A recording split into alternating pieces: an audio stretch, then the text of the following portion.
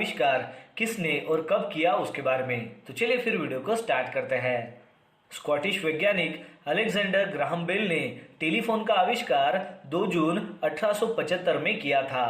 Telephone के आविष्कार में अलेक्जेंडर ग्राहम बेल ने टॉमस वॉटसन की सहायता ली थी। इसके बाद 7 मार्च 1876 को अलेक्जेंडर ग्राहम बेल ने इस आविष्कार को अपने नाम पर पेटेंट करवा लिया और वह इसके आधिकारिक आविष्कारक बन गए।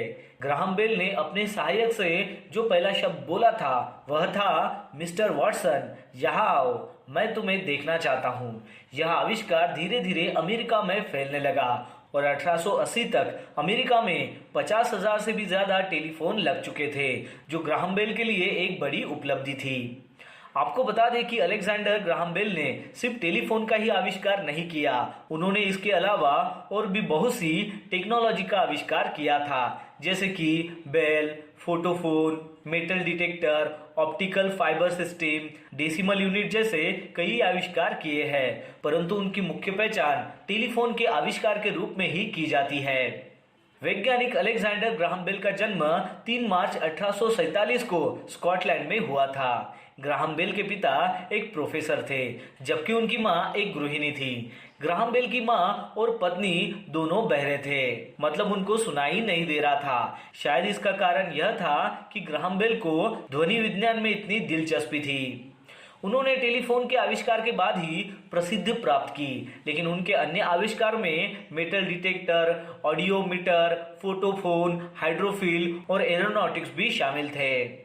टेलीफोन का आविष्कार अलेक्जेंडर ग्राहम बेल ने तो किया था, लेकिन अगर आप गूगल पर सर्च करोगे तो आपको 3 और नाम भी दिखाई देंगे, जिसमें से पहला नाम अलेक्जेंडर ग्राहम बेल का है, लेकिन दूसरा और तीसरा जो नाम है वो एंटोनियो म्यूसी और अमोस डोल्बियर का है। टेलीफोन के आविष्कार में अलेक्जेंडर ग्राहम बेल के साथ साथ Charles Grafton Page, Charles Bourseul, Innocenzo Manzetti, Johann Philipp Reis, Elisha Gray, Antonio Meucci जैसे कई नाम शामिल हैं। इन सभी वैज्ञानिकों ने आविष्कार में अपना योगदान दिया है, लेकिन जितना योगदान अलेक्जेंडर ग्राहम बेल ने दिया है उतना योगदान और कोई भी अन्य वैज्ञानिक नहीं दे सका।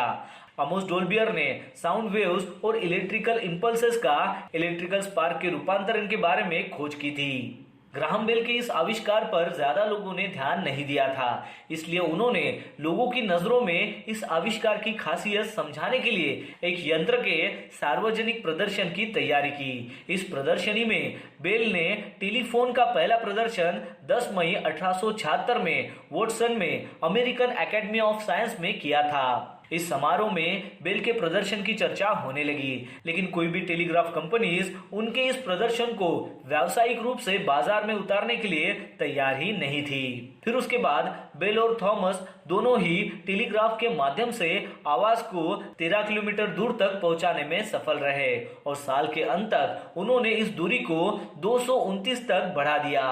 पर इतना होने के बावजूद भी कोई भी टेलीग्राफ जो कंपनी थी वो सार्वजनिक रूप से टेलीफोन के उपयोग को लेकर बढ़ावा देने के लिए तैयार ही नहीं थी। इसके बाद बेल ने अपने नाम पर एक टेलीफोन कंपनी खोलने का निर्णय लिया और आज बेल के द्वारा खोली गई ऐतिहासिक कंपनी AT&T के नाम से प्रसिद्ध है और विश्व भर में अपने दूरसंचार के साधनों के लिए जानी जाती है।